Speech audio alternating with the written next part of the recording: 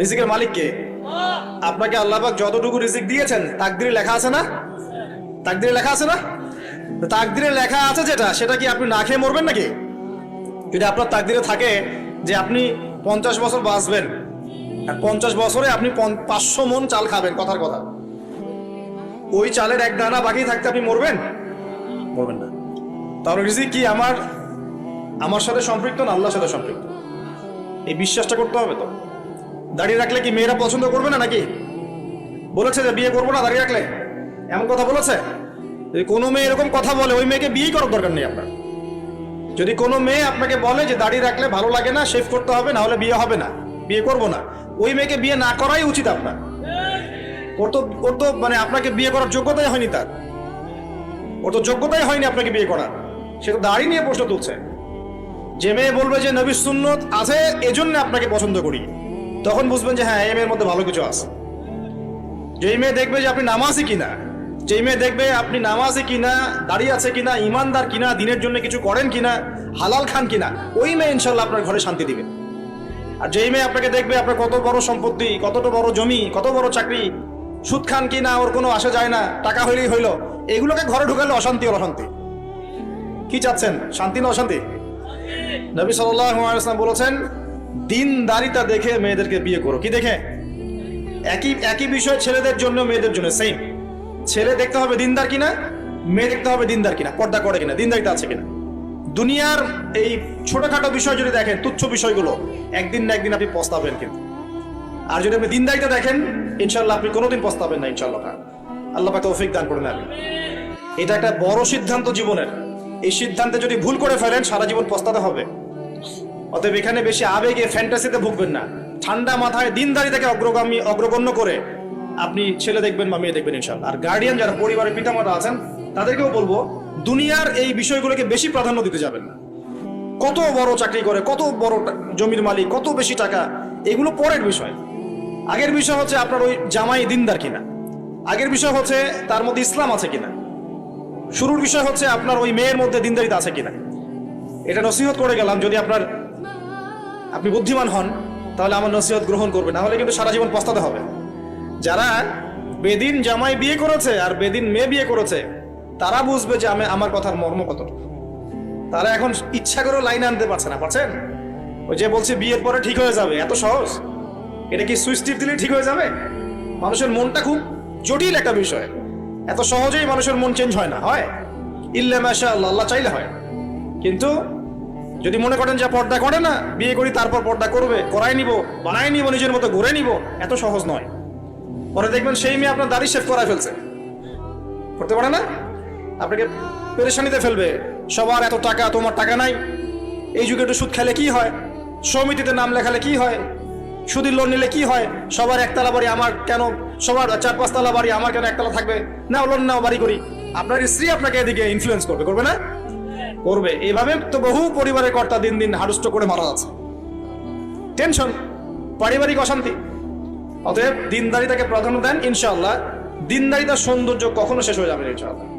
আল্লাহ পাক তৌফিক এনায়েত করুন। আমি প্রিয় ভাইরা, আলোচনা একটা বড় অংশের এবার আসছি, এদিকে খেয়াল করেন, একটু মনোযোগ দিতে হবে। এখন থেকে আমরা একটু গুরুত্বপূর্ণ জায়গায় যাব। নবী সাল্লাল্লাহু আলাইহি ওয়াসাল্লামের সুন্নতের উপর আমল না করলে আমরা কি জান্নাত পাবো কিনা? আর নবীর সুন্নত কি শুধুমাত্র ইবাদত বন্দেগীর ক্ষেত্রে করলেই হবে, না জীবনের সব ক্ষেত্রে করতে হবে? আমার সাথে কথা বলেন। নবীর সুন্নত কি শুধু ইবাদত বন্দেগীতেই করব, নাকি জীবনের সব ক্ষেত্রে করব? আল্লাহর নবী সাল্লাল্লাহু আলাইহি ওয়াসাল্লাম মাত্র 23 বছরে আইয়ামে জাহিলিয়াতকে সরিয়ে দিয়েছেন কি দেন নাই? আইয়ামে জাহিলিয়াতের শিরক, ওখানকার আপনার সুদ, ওখানকার আপনার জেনা, ওখানকার মাদক, ওখানকার গোত্রীয় হানাহানি 23 বছরের মধ্যে পরিবর্তন হয়েছে কিনা? যখন মক্কা বিজয় হয়েছে, তখন কি ওই মক্কার মধ্যে কোনো শিরক ছিল, কোনো মূর্তি পূজা ছিল, কোনো সুদ ছিল, কোনো মেয়ের সাথে খারাপ আচরণ করা হয়েছে, কোনো ধর্ষণ হয়েছে, কোনো ব্যভিচার, গোত্রীয় হানাহানি, না সবাই ভাই ভাই হয়ে গেছে? 23 বছরের মধ্যে আল্লাহর নবী কি এমন করলেন যাতে একটা অন্ধকারাচ্ছন্ন সমাজ আলোকিত হলো? কি এমন করলেন, কে বলতে পারবেন? 23 বছরের মধ্যে আল্লাহর নবী কি এমন করলেন? তিনি কি কোনো জাদু করেছেন? তিনি কি মানুষকে বশ করেছেন? তিনি কি আল্লাহর ফেরেশতাদেরকে দিয়ে জোর করে মানুষকে দিনের দিকে নিয়ে আসছেন? তিনি কি মানুষের গলায় ছুরি ধরে ইসলাম কবুল করিয়েছেন? এই কোনো কাজই আমাদের নবী মুহাম্মদ সাল্লাল্লাহু আলাইহি ওয়াসাল্লাম করেন নাই, করেছেন? বরং তিনি মানুষের কলব, মানুষের হৃদয়টাকে পরিবর্তন করে দিয়েছেন। বলেন সুবহানাল্লাহ। মানুষের হৃদয়ের মধ্যে আগে কুফর ছিল, আল্লাহর নবী সেখানে ঈমান ঢুকিয়ে দিয়েছেন। মানুষের হৃদয়ের মধ্যে আগে শিরক ছিল, আল্লাহর নবী সেখানে তাওহীদ ঢুকিয়ে দিয়েছেন। মানুষের হৃদয়ের মধ্যে আগে হারাম ছিল, নবী সাল্লাল্লাহু আলাইহি ওয়াসাল্লাম হালাল ঢুকিয়ে দিয়েছেন। মানুষ আগে বস্তুবাদী ছিল, দুনিয়া কেন্দ্রিক ছিল, আল্লাহর নবী মানুষকে পরকালমুখী করেছেন। মানুষ আগে আল্লাহকে চিনত না, আল্লাহর নবী মানুষকে আল্লাহকে চিনিয়েছেন। মানুষের কবর, হাসর, জান্নাত, জাহান্নাম নিয়ে এত চিন্তা ছিল না, আল্লাহর নবী তাদেরকে পরকালীন জীবন সম্পর্কে সচেতন করেছেন। করেন নাই? কিভাবে করেছেন? উত্তর, নবী সাল্লাল্লাহু আলাইহি ওয়াসাল্লাম দুইটা উৎস দিয়ে করেছেন। কয়টা উৎস ভাই? এক নাম্বার আল্লাহর কিতাব মানে আল কোরআন, দুই নাম্বার নবীর সুন্নত মানে কি? হাদিস। আমার সাথে কথা বলেন। এক নাম্বার কি? আল্লাহর কিতাব মানে কি? আল কোরআন। দুই নাম্বার নবীর সুন্নত মানে হাদিস। এই কোরআন এবং হাদিসকে কেন্দ্র করে মাত্র 23 বছরে নবী সাল্লাল্লাহু আলাইহি ওয়াসাল্লাম পুরো জাহিলিয়াতের চিত্রই পাল্টে দিয়েছেন। পাল্টে দিয়েছেন কিনা? আচ্ছা, কিভাবে? উত্তর, নবীজি এবং সাহাবীরা সর্বপ্রথম তারা সবাই কোরআন তেলাওয়াত করা জানতেন। এক নাম্বার, ঠিক আছে? তার মানে সমাজ পরিবর্তন করতে হলে আমাদের সবাইকে কোরআন তেলাওয়াত করা শিখতে হবে। দুই, নবী এবং সাহাবীগণ সাল্লাল্লাহু আলাইহি ওয়াসাল্লাম কোরআন শুধু তেলাওয়াতই করতেন না, কোরআনের অনেক অংশ, প্রায় পুরো অংশই তাদের মুখস্থ ছিল, ছিল না? তাহলে আমাদের কোরআন মুখস্থ করা লাগবে কিনা? পুরো অংশ না পারি, অল্প একটু করা লাগবে কিনা? অথবা এতটুকু না পারি, এক পারা পারবো কিনা? এক পারাও না পারি, নামাজের জন্য উপযুক্ত সূরাগুলো মুখস্থ করতে পারবো কিনা? পারবো না? সারা জীবনে কম পড়াশোনা করেছি? প্রচুর পড়াশোনা করেছেন, তাহলে কোরআনের ক্ষেত্রে কেন পিছিয়ে থাকবো? থাকা যাবে? যাবে না। ওই যে বারবার একটা কথা বলি, 15-20 বছর পড়াশোনা করে 15টা সূরা শিখছেন না। 15 বছর পড়াশোনা করে আপনি 15টা হাদিস শিখছেন না। শিখেছেন? 15 বছর পড়েছেন, 10 জন জান্নাতের সার্টিফিকেট প্রাপ্ত সাহাবীর নাম বলতে পারছেন না। নবীজির 10 জন স্ত্রীর নাম বলতে পারছেন না, তার জীবনী বলতে পারছেন না, ঈমান ভঙ্গের কারণগুলো বলতে পারছেন না, কোনো কোনো ক্ষেত্রে ওযুর মাসআলাগুলোও বলতে পারছেন না, কোনটা ফরজ কোনটা সুন্নাত। এমন আছে না? এবং এদের সংখ্যা কি কম না বেশি? এদের সংখ্যা কোটি কোটি, এমন কোটি কোটি মানুষ আছে বাংলাদেশের মাটিতে। আমরা সবাই মাশাআল্লাহ দুনিয়াবি ক্ষেত্রে শিক্ষিত হয়েছি ঠিকই, কিন্তু দিনের বেসিক জিনিসগুলো শিখি নাই। আপনি দেখবেন, আমি দেখাবো। কে আছেন বলেন জান্নাতি 10 জন সাহাবীর নাম বলতে পারবেন? একজন ব্যক্তি দাঁড়ায় যান দেখি। যদি বলতে পারেন, আমার পক্ষ থেকে নগদ 1000 টাকা পুরস্কার। জান্নাতি 10 জন সাহাবী, এই দুনিয়াতেই তারা জান্নাতের সার্টিফিকেট পেয়েছেন। আল্লাহ নবী বলেছেন তুমি জান্নাতি, তুমি জান্নাতি, তুমি জান্নাতি। 10 জন বলতে পারবেন কেউ? কিন্তু বিশ্বাস করেন, আমি যদি এখন ধরি কোনো পুরস্কার দিব না, 1 টাকাও ভাদিয়া নাই, আমাকে বলেন বাংলাদেশ ক্রিকেট টিমের 10টা প্লেয়ারের নাম বলেন, সবাই বলতে পারবে। পারবে না? 10 জন ইন্ডিয়ান নায়কের নাম বলতে বলেন, পারবে। 10 জন ইন্ডিয়ান নায়িকার নাম বলতে পারেন, পারবে।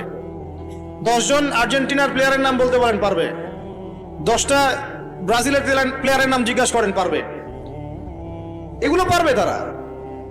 পারবে কি না? সত্যি কথা বলেন, পারবে কি না? অবশ্যই পারবে। 10টা বাংলা সিনেমার নাম বলেন, পারবে। 10টা হিন্দি সিনেমার নাম বলেন, পারবে। পারবে কি না? সত্যি কথা বলেন, পারবে কি না? অবশ্যই পারবে। না পারলে তো আলহামদুলিল্লাহ, আপনার জন্য দোয়া থাকবে যে পারেন নাই। কিন্তু বেশিরভাগ ছেলে পেলেই পারবে, বেশিরভাগ মেয়েই পারবে। মেয়েদেরকে জিজ্ঞাসা করেন 10টা সুন্দরী মেয়ের নাম বলো, ভারতের, পশ্চিমের, হ্যাঁ, সিনেমার, নাটকের, গায়কের, গায়িকার 10টা সুন্দর সুন্দর মেয়ের নাম বলো, বলে দিবে। পারবে না? জিজ্ঞাসা করো আজকে গিয়ে যে 10 জন জান্নাতের সার্টিফিকেট প্রাপ্ত 10 জন সাহাবীর নাম কি, দেখবেন বেশিরভাগই বলতে পারবে না। এই বিষয়টাকে আপনি কি মনে করছেন? বিগত 10, 20, 30 বছর থেকে আমরা দেখছি যে একটা অসুস্থ প্রজন্ম তৈরি হয়েছে। অসুস্থ প্রজন্ম। কিরকম অসুস্থ? দিনের জ্ঞান অর্জনের কোনো ফিকির করে না, সারাদিন দুনিয়ার জ্ঞান অর্জন নিয়ে পড়ে আছে। এর উদ্দেশ্য একটা সার্টিফিকেট অর্জন করে চাকরি পাওয়া। উদ্দেশ্য এটাও না যে এই জ্ঞান দিয়ে সে দেশ ও জাতির খেদমত করবে, এটা উদ্দেশ্য না। অসুস্থ প্রজন্ম। জিজ্ঞাসা করবেন, ইসলামের বেসিক জিনিসগুলো জানে না, বাইরের বড় বড় জ্ঞান তার জানা আছে, পুরো পর্যায় সারণী মুখস্থ। কেমিস্ট্রি 10 জন সাহাবীর নাম বলতে পারবে না, 10 জন নবীর নাম বলতে পারছে না। 10টা সূরা ধরলে প্যান্ট খারাপ হয়ে যাবে। একটা সূরা, সূরা ফাতিহা বিশুদ্ধ করে কোন আলেমের সামনে তেলাওয়াত করতে দেন, দেখবেন 10টা ভুল করে বসে আছে। অনেকে তো আলহামদুলিল্লাহ উচ্চারণ করতে পারে না। কেমন আছেন? আলহামদুলিল্লাহ ভালো আছে, আলহামদুলিল্লাহ ভালো আছে, আলহামদুলিল্লাহ। আলহামদুলিল্লাহ মানে কি? আলহামদুলিল্লাহ মানে সমস্ত প্রশংসা কার জন্য? আল্লাহর জন্য। আর আলহামদুলিল্লাহ মানে সমস্ত ধ্বংস আল্লাহর জন্য। নাউযুবিল্লাহ। অর্থ কি হয়েছে দেখছেন? আল হামদু, আল হামদু মানে ছোট হায় হাওয়াজ দিয়ে বললে অর্থ পরিবর্তন হয়ে যায়, উল্টা অর্থ হয়। আর আল হামদু বললে অর্থ পারফেক্ট হয়। কুল হু আল্লাহু আহাদ, কুল বললে একটা অর্থ হয়, আর কুল হু আল্লাহু আহাদ বলে আরেক অর্থ হয়। তারপরে কুল ইয়া আইয়ুহাল কাফিরুন লা আ'বুদু মা তা'বুদুন একটা অর্থ হয়। আর যখন বলে কুল ইয়া আইয়ুহাল কাফিরুন লা আ'বুদু মা তা'বুদুন আরেকটা অর্থ হয়। এগুলো আলেমরা বুঝবেন। তো কুরআনই তো পড়তে জানছে না, 15 বছর 20 বছর পড়াশোনা করে আমরা কি প্রজন্ম তৈরি করছি বলেন তো?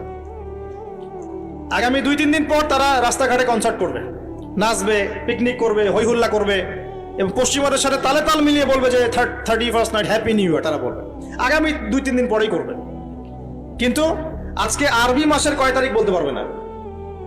আরবি বর্ষপঞ্জি আছে না, ক্যালেন্ডার, আরবি নববর্ষ কবে, প্রথম মাসটার নাম কি সেটা বলতে পারবে না। রমজান মাস তার আগে কোন মাস পরে কোন মাস বলতে পারবে না, কিন্তু 31st নাইট তারা চিনে। তারা লাইলাতুল কদর চিনে না, তারা লাইলাতুল কদর চিনে না, 31st নাইট চিনে। আপনি কোন প্রজন্ম তৈরি করছেন দেখেন। এখানে প্রসঙ্গ যেহেতু এসেই গেল বলে দিই এই কথাটা, পরে ভুলে যাব, যে খ্রিস্টপূর্ব প্রায় 46 সালের দিকে এক ব্যক্তি ছিল, তার নাম ছিল জুলিয়াস সিজার। কি নাম? Julius Caesar. এগুলো আমি আসলে অনেকদিন আগে পড়েছি, আমার মাথায় এত লাইভলি নাই, আর এগুলোর চর্চা করা আমি বন্ধ করে দিয়েছি। আমাদের ফিলোসফি কিছু বই ছিল, এগুলোতে হিস্ট্রিগুলো ঘাটা ছিল সবগুলো, আর হিস্ট্রির একজন গভীর ছাত্র। তো এই জুলিয়াস সিজার নামক এক ব্যক্তি ছিল, যে আসলে সিজার নামক এক দেবতার উপাসনা করত। কথা বুঝতে পারছেন? ওদের অনেক দেবতা ছিল, এরকম একটা দেবতার নাম ছিল সিজার। ওর নামে সে নামকরণ রেখেছে জুলিয়াস সিজার। এই নক্ষত্র পূজারী ছিল, তারার পূজা করত। কথা বুঝতে পারছেন? তো তারার পূজা যে করে সে কি তাওহীদপন্থী না মুশরিক?